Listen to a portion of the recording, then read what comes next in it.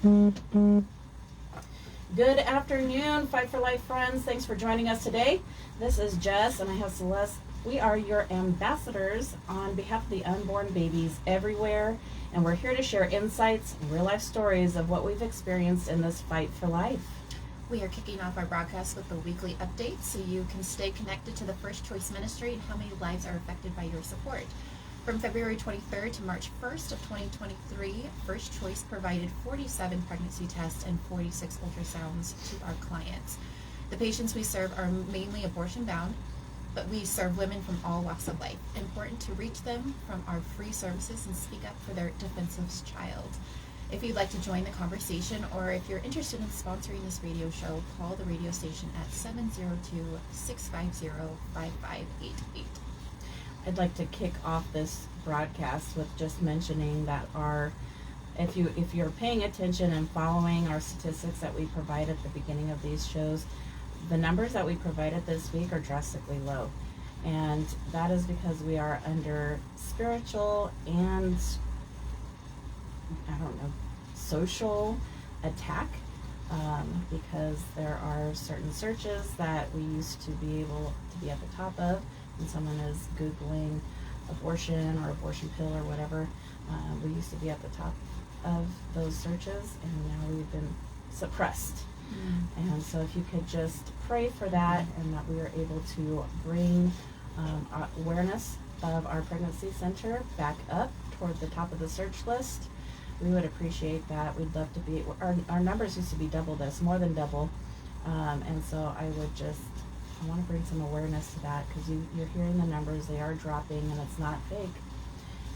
This is not anything that we make up. We track all these numbers, and if we can get Google to put our search back up to the top, that would be very helpful for all of the babies that are fighting for their lives right now. Today's guest we have is Lorena, and she's on Instagram. She's My Children's Advocate. She is an activist here in Las Vegas, and she just moved from LA 5 years ago. She felt the call to get involved when she got here. Welcome, Lorena. Hi, thank you for having me. So tell us more. Oh, yes, thank you. Thank you for coming on. Tell us more about your background and what led you into getting active in our community. So I was a stay-at-home mom, just raising my kids, minding my business, trying to do the best I could for my kids. And as years went on, It's okay. Things got increasingly different as they started getting older. My child who had attended kindergarten, 10 years later, there was another child of mine facing kindergarten, and it was a different world. So it was shocking to me that things had changed around them in their society so drastically that it started impacting just the way I wanted to raise my kids was in question, what I wanted them exposed to. So I knew I had to do something at some point. And it was a lot of built-up frustration. And I think a lot of parents at home, a lot of stay-at-home moms, were just feeling the same thing. We were just getting frustrated and kind of just standing by, hoping things would get better. And they didn't. So that's exactly when we started getting active. So how did you get involved, and what are you doing now to fight for our next generation? So back in 2020, during the lockdowns, we saw the mask mandate come along and the vaccine mandates really impacting our kids. And there was a psychological impact, health impact. And as parents, when you were against it, you were deemed as being on the wrong side. You were a problem if you weren't in favor of whatever the government was making decisions for your kids. Some would even say now, radicals. Yeah, exactly. We were labeled as the worst possible thing just for having a natural concern for your child. So around that time, there's a story that I actually, the very first time I spoke at a school board meeting, I told them my daughter was getting ready for her first day of school. She's very excited, picked out her clothes, her backpack, talking endlessly about what she was going to tell her teachers, what lunch was going to be like, and recess. So excited. The next day, Sisolak brought down the mask mandate for kids. I think it was one day shy of the first day of school. So I was furious, and I needed to do something. I needed to speak up. I'm sorry. I always It's okay. recall those moments, and they were so emotional, This is so an it's so emotional hard. issue. Yeah, it was. absolutely is. And I had never spoken up before. It was literally, I was frustrated at home, but that's as far as my frustrations went. The moment that it touched my kids, Yeah. and that's when school board meeting came around. I spoke up and I said, you did this to my child for no reason at all, because by that time the data had shown they were the least to be affected seriously by the COVID virus. To them, it was just a regular cold. So I didn't understand what the reasoning for a mask, So I speak up at the board meeting. I come back and sit down, and there's a lot of parents feeling the exact same way, just very frustrated that their children's experience with school just got ruined. Yeah. The government just interfered, just felt its audacity to interfere with the lives of our kids. And we formed this group of parents, concerned parents and guardians. It's called My Children's Advocate, because basically that's what we are. We just advocate for our kids from the moment they're born. We start advocating for them. So our belief is that social issues should be navigated under the guidance and discretion of the belief system at home.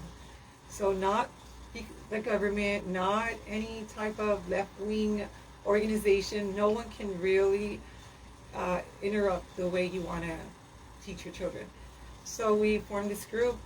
We started getting activated, involved in county commissioner meetings, speaking up. At one point, we actually showed up in hazmat suits. Wow. And I know that's all over I love it. like Google, because Is it? Wow. Yeah. That's amazing. it was a good 10 of us parents showed up in head to toe hazmat mask, the whole costume. And And basically, that was in protest to what? yes, a mockery to the steps they were COVID. taking. Yeah, Wow. it was just so insane. I mean, you Powerful went into statement. a store, Yeah, it is. and you saw the floor was marked on where you can stand and Right. where you can go, and everything was just so insane. We were treating this COVID virus as if it was the most toxic thing in the world that you Right. were just gonna die from. Mhm. And at that point, we already knew that wasn't the case. So yeah, we showed up in complete mockery of the steps that the Wow. government was taking at that point. So we got involved that way, and we really haven't stopped getting involved because it just keeps coming. It's one issue after another, and we've been busy trying to push back. Yeah, especially right now, I feel like things are just getting more extreme. What they're pushing, because they have an agenda. They have a. Definitely. You look at the UN right now, and they have a reason why they're doing the things right now in our nation. They're trying to control. Exactly. I do have a question for you. Yes. How would you say that others could get involved with kind of going against, how government overreach? How can others go against that, get involved? Show up. Basically, show up at county commissioner meetings, show up at board meetings, and I understand it's not always easy to speak up. It really isn't, but it's become a lot harder to stay quiet. Right. And I know I say this all the time, that's kind of one of our models, silence is consent. Yes. So override whatever you feel that, take the extra time to show up and show support, because if you don't care about politics cares about your children. That's right. So get involved. That's From right. the moment of conception. Right. And that's what I was gonna say earlier. You said we fight for these children from the minute that they're born, and I'd like to say we fight for them before they're born. Yes. You the know same what I way my mean? mom And is. so that actually brings us to SB 131. We had Kelly Quinn discussing this bill or at the hearing, and I know that you were there. Yes. What were some of the things? First of all, give us a quick rundown. What's SB 131, and what were some of the things that you spoke about at the hearing? So basically, we signed up to NevadaFamilies.org, and we've been getting the emails updating us on what bills are coming down. I know Kelly Quinn has been very vocal about telling us to get on the website,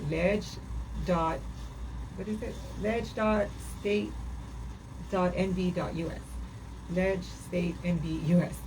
Get on it, register for Nellis, and either submit testimony that way or show up and speak, because what we saw that day was Nicole Canizaro, right, was the Yes. sponsor of this particular bill, and she was just outlining how, you know, they want to draw abortionists because they do have a plan to make Nevada one of the leading states in abortion, in the abortion industry.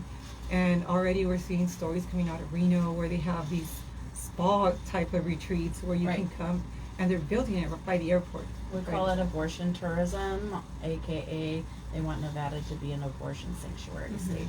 Right. So this bill aims to draw abortionists, and it restricts healthcare boards, licensing boards, from disqualifying them. So that's very alarming. The fact that they just want to draw abortionists at all costs, and as Janine Hansen stated, it's a dumping ground for hack abortionists, is what they want to turn Nevada Wow. into. So it's very alarming, very worrisome. And I feel it's a prime deal for sex traffickers and Yes. pedophiles, because already Nevada has a no parental notification law in place. So, I mean, this is just prime for them to walk in and get these children into these surgical procedures that are life altering, that can That's leave right. them sterile for the rest of their lives. So many things can go wrong during an abortion, and that's the part they like to diminish, That's right. put up. So that was SB 131. Can I share a story about? I Absolutely. know a friend who her story is very touching, very inspiring, because she, at the age of 14, I believe, was pregnant. Became pregnant by a friend of hers, or boyfriend. And at the time, the parents did the right thing. They actually advised them and provided the support for her to keep the baby. Mm. She went on to marry this boyfriend at a very young age. Yeah. Went on to have another child, formed a family. She still went through college, got her BA, joined the military. I mean, has a huge success story. Yeah. And she's at a point in her life where, yeah, she may look like the older sister, you know, because her boys are teenagers, but they have a beautiful family and they're for everything. Wow. So to think that anyone could have just erased those lives because for whatever reasons they're just not convenient, Right. they're not, for very selfish reasons, and seeing a story of someone that did the complete opposite and grabbed her babies and pushed through life is just a beautiful story, and so many women are missing out on this type of story. That's one thing that we say in front of the abortion mill, is when we're out there being street counselors and we're trying to provide counseling to women and men who are going into the abortion clinic, is abortion is never the answer, and actually abortion will wipe out generations. That's right. People don't think in those terms. People don't think generations will be wiped out. Because they only feed the talking points of how, you know, you have your right. This is a woman's choice. You have, what is it, your autonomy, your Right. right to choose. So My body, my choice is what right. they say. So they use all the right labels, and these teenagers are really young, really easy to sway. Right. So very impressionable. So they feel they're doing nothing wrong. They're actually doing something that's celebrated in society. They're standing up for their Right. choices. Quote unquote. Mhm. So they'll never be in a position to really look deeper into the matter because they're carried through the culture. They're being just swayed. It's really sad. That's why it's so important at First Choice that we empower these women and these young girls that come to us. We have a huge range in age of women that we serve. And basically, if you're old enough to get pregnant, we serve you. And That's beautiful.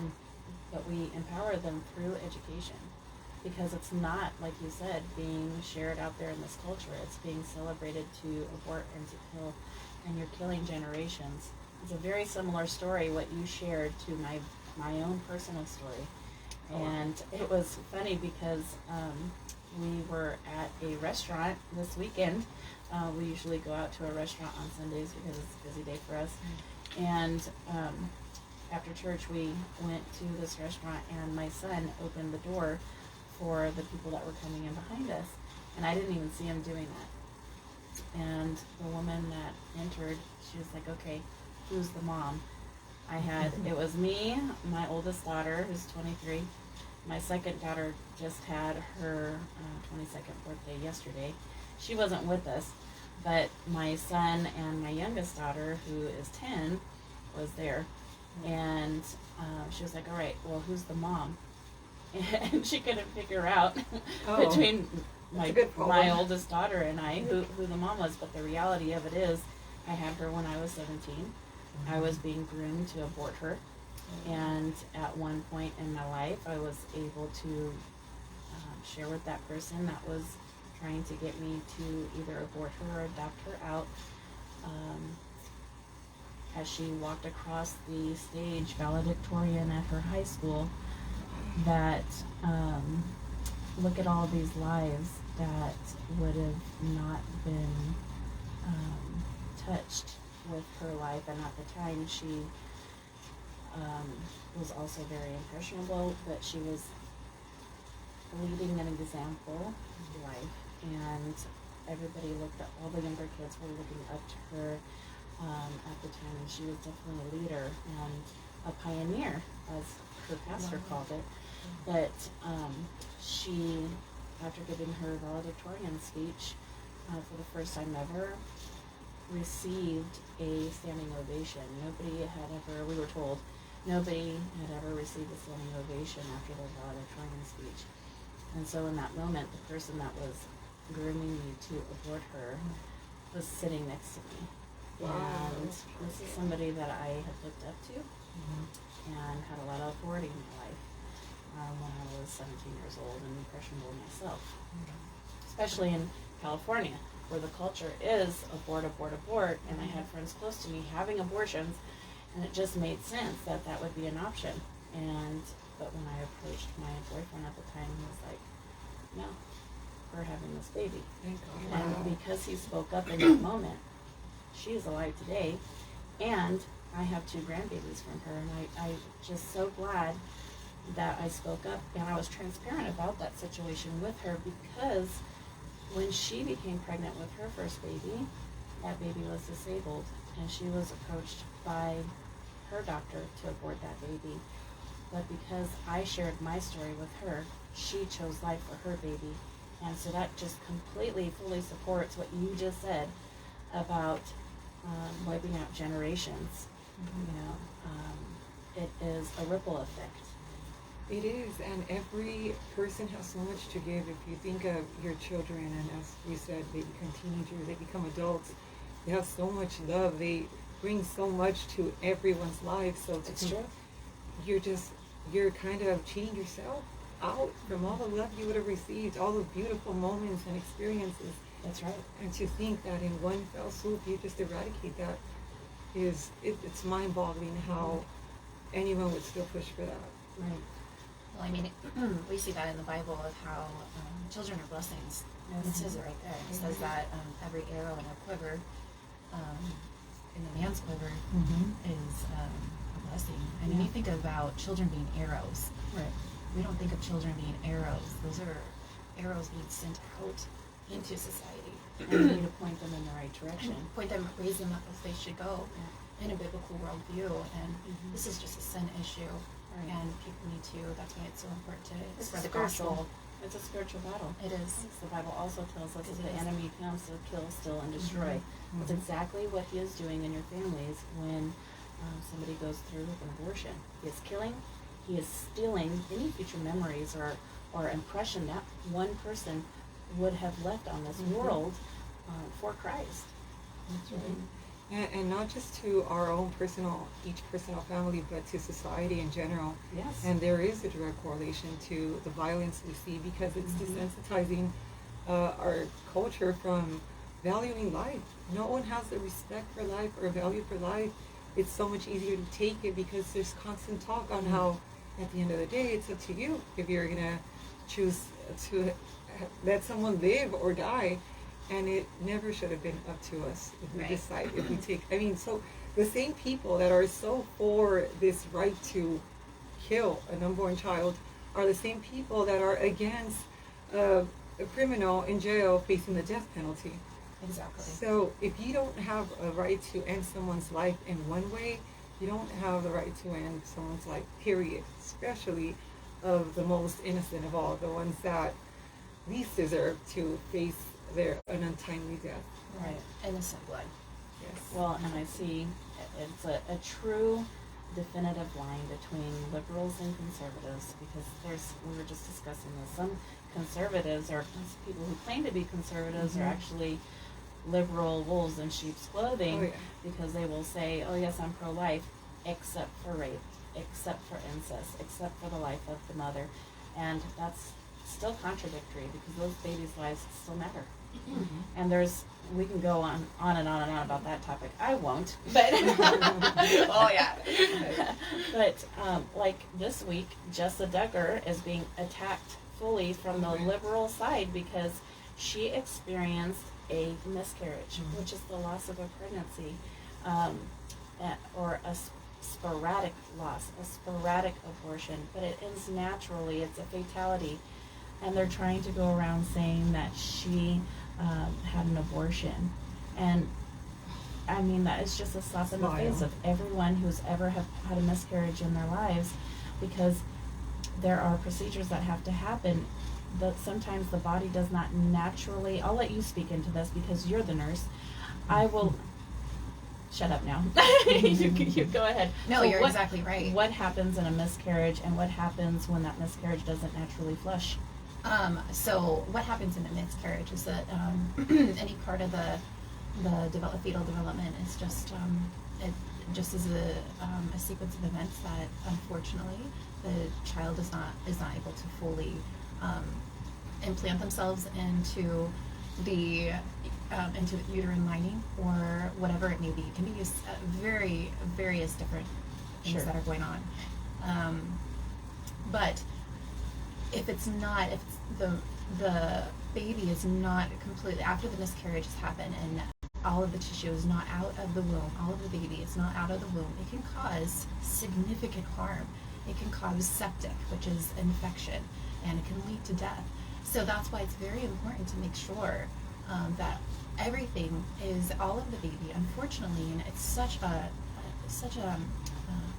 sad situation. Yeah. I mean, this is a life, but because it was a natural death, it's a natural death. There was no intention behind it. Right. There was no intention. So with that is a very mournful process for the mother and for the father. It's a loss. It's a loss, and so it is very important to make sure all of the products of the baby are out. Yes. And I hate to use the word products, but it's very important. So for somebody to people to twist that around, using it for evil and saying this is an abortion, is so vile and so evil and so wicked to do that to a person, to a couple who are mourning their child. Right. I just think certain things Despicable timing. Yeah. should be off limits. Going into a woman's experience of miscarriage, to use that and try to use that to make a statement, it's just it kind of shows you the spirit that's driving these people, and it's just they're trying to hurt people that are trying to stand up for life, and it's very, very evil. I don't know. Are you done with the education? Because I did want to mention something else. It's also just We have about 1 minute left, so you have it. Go. okay. So the sex ed committee that the school board chose is it's made up of there's one person in particular, Dr. Shameless, who happens to be a sexologist and who sells adult products. She's actually sitting on the sex ed committee of CCSD, and the curriculum they adopted is called Advocates for Youth, and it's founded by, guess who? Planned Parenthood. Yes. Oh. So it's all just one giant dirty Perversion. machine. Yes, it is. Oh And my gosh. so Advocates for Youth, if you check them out on Great. Instagram, on wherever, their website, you will be alarmed, because it really does train kids to Wow. be activists and how to fight pro-choice and fight for abortions. So, All right, conservatives, it's our time to get out there and train our youth to become activists for life. Right. One of the things that you can do to do that is join our March for Life on March 25th. You can get registered today at fcpsfriends.org. It is a fundraising event. We're trying to get $75,000 to continue the great work that we do at First Choice Pregnancy Services thank you so much for joining us today. Thank you, Lorena. Thank you for I having hope me. you come back on. Will do. Thank you. Everyone, God bless and have a wonderful week. Bless you too. That was so quick. I know, it goes by so fast. Oh my goodness. Because I feel like you have such a wealth of information and Yes, just I get had plugged so in. much. I I was know. like- So you have to come back on. Yeah, you can come back on, but if there's anything that you want to share specifically today, you can still share to our social media. This is going to get captured and then sent out to our database Nice. of supporters as well. So, Yeah, so we're still live. yeah, do we have any questions or comments right now? Hey, Ghost. Ghost. Oh, there's Hey, Kelly. Ellie. Talia. Hey. Oh, and we do want to. Oh, we forgot to do our shout out. Oh man, next time. Next time. You know what? We can write down all of the countries. Yeah, and that's that what way. I want. We'll talk about Alyssa after this. Yeah. But we found out some amazing Yeah. news. If you're still joining us live on social media, we've been doing some tracking of analytics for this program, and we found out that there's some really exciting things happening. That there's people listening. Well, we knew that this broadcast goes pretty far. It travels pretty far, but I don't know. Should we say it? Or you can tune in next time, or make sure to tune in next week, and we can go more into it. Yeah, let's tune in next week. But there's some exciting stuff we'll delve into next week for sure. Yes. So we will be there on the March or the Yay. 27th. You said? Get your youth 25th. involved. Like, this is a family-friendly event, so it doesn't have to only be adults. Bring your whole family. Yes, the more the merrier. Bring your kids. Yeah. And it's so important to show up, and Yep. that's what I've always said, because you really do make an impact. People have said, so what good is it? But these type of stories get carried out through the media. Either people that are not on the news, they're just watching it as they're driving by, but you're starting a conversation that needs to be had. Yeah. And the more people that are there, the more attention you draw to it, and it can actually reach legislators, which is where you want the influence, the impact to be felt. Wow. So, yeah. Wow. So, did we discuss how? Sorry. We have a nap I problem. got it. I got it. Did we discuss how do you keep abreast of all this stuff? Like, how are you? Is it just on that website alone, or? Just following different types of either local news on Twitter. I'm just going through refreshing stories. Okay. And if you follow my Children's Advocate, I try to keep everyone abreast of local issues. You do a good job. Thank So you. tell everyone how they can find you on social media. So on Instagram, we're at My Children's Advocate.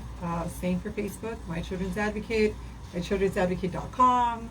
On Twitter, it's MC Advocates. So anywhere, basically, you can DM us if you have any questions. We're starting a co-op in a couple of weeks. Oh, And- what's that gonna look like? It's nothing too structured, but it is just us moms providing, doing Spanish lessons for kids. Wow. Oh, teach me. So I'm a little bit bilingual, so yes. Oh, Sí, that's claro que awesome. sí. Oh, Oh, amazing. gracias. Whoa. Whoa. It's impressive. You should have heard me when I was getting my washer repaired with the repairman. Oh, I know, you kind of force Pulling out yourself. Spanish High from school student. high school Spanish. Whatever works. So bad. Whatever works. It was so bad. That's good though, because that's that's a growing community, and so they're in that community. And you probably, I know you have like all the ins and outs of Oh, that, but and that's important because Yeah. it's so growing that Yeah. it's people are so deceitful, and liberals and Yes. Democrats are so deceitful that they twist play on trends. them. Yeah, they Yeah. do. Right. use them as pawns. So, But we will also be having a Spanish translator at the March for Life. So if you have Spanish community, that, and Yeah. it's so important to reach the Spanish community, Absolutely, the Hispanic it community, is. because Yeah. they are deep down by heart conservative. And even when Joey Gilbert was running, and I was involved in his campaign, and were you? yeah, we were trying, and then obviously not past the primary, but during that time, I remember walking to a Cardenas market that happens to be my maiden name, by the way. So Oh, I was Cardenas, gonna say you Cardenas. said it. You You said say it it really very well. well. Cardenas. So I was standing in line, People want to and hear me say it. I actually now I do. Now I'm gonna force you to say it. Cardenas. Close. You threw in three We're gonna do extra lessons. vowels in there. We'll do lessons. Did I? Oh my gosh, it's so bad. That's pretty close. Cardenas is how sometimes I say it, and my husband will do a double take and he'll say Cardenas. And I'm like, I know, Cardenas because I'm saying it in English. Cardenas. Can do it. Yeah. So, yeah, I was standing in line there just talking about how we're really conservative. Somebody asked me and they tapped me on the shoulder and said, "You're from that office, but they're Republican," in Spanish. Oh, wow. And I told them, "Yes, I am." Wow. And this conversation was had in Spanish.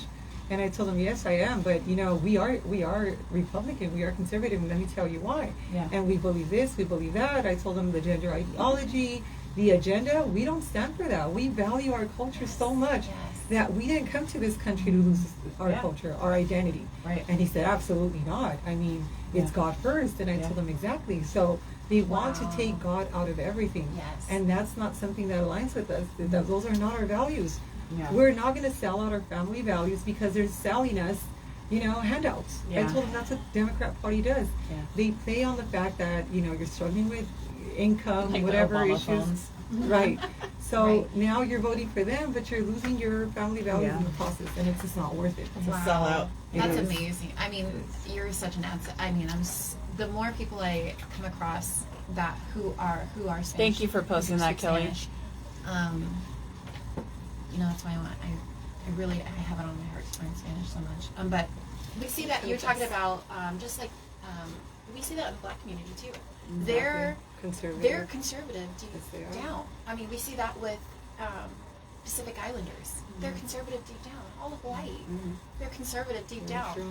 And so there is that, just like this deceit. If you that- can recognize the pandering from the left, Yeah. then you wake up to it, and it's just not worth it. Yeah. Lord, give us eyes to see and ears to hear. Let us not be deceived. Right. Amen. Woo-wee. Amen to that. Well, thank you everyone for joining us online. We challenge you this week to get registered for the March for Life, to keep First Choice in your prayers, and to continue to support the unborn and get active as your child's advocate. Yes, the children's advocate. Thank you. All right, y'all have a great week. We'll see you next time.